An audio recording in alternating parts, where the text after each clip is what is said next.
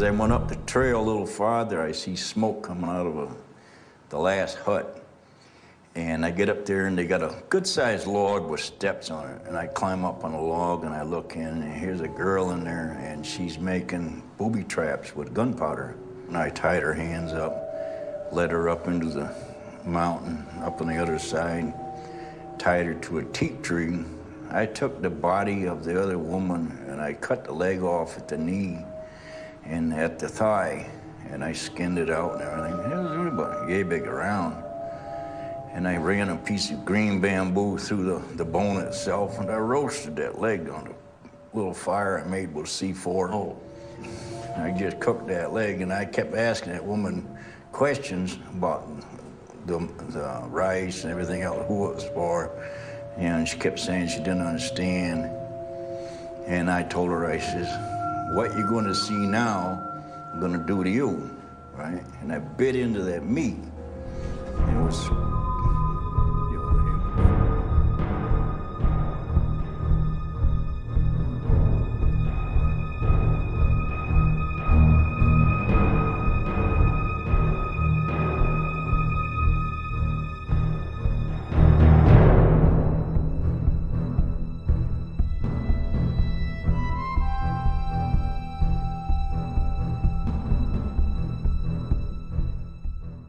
No, the killing was just a means to an end.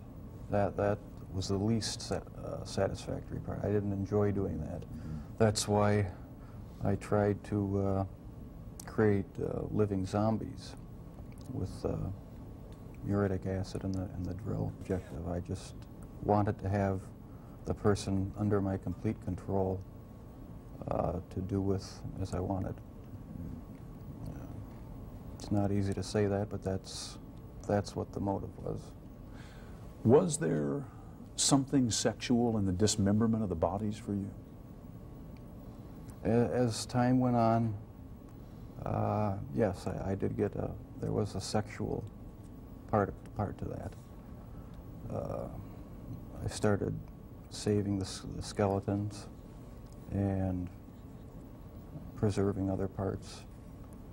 And one thing led to another. It took more and more deviant type behaviors to satisfy my urges, and so it just spiraled out of control. Why the cannibalism? That was another step. It made me feel like they were a permanent part of me. Besides the just mere curiosity of what it would be like, it made them feel that they were a part of me, and it gave me a sexual satisfaction to do that. I had put some sleeping pills in his drink to render him unconscious, and was just going to spend the night with him. When I woke up in the morning, my forearms were bruised, and his chest was bruised, and blood was coming out of his mouth. He was hanging over the side of the bed, and I have no memory of beating him to death, but I must have. And that's when it all started again. And once it started again, you found it impossible to stop. Right. That's when the obsession went into full swing. My only objective was to find the best-looking guy that I could. I went to bathhouses, I went to bars, shopping malls. Their sexual preference didn't matter to me.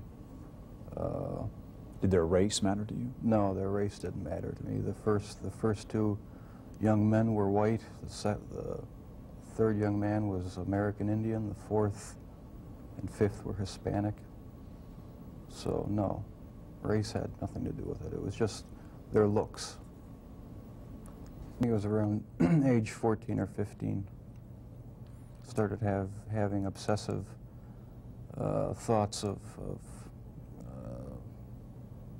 violence intermingled with sex.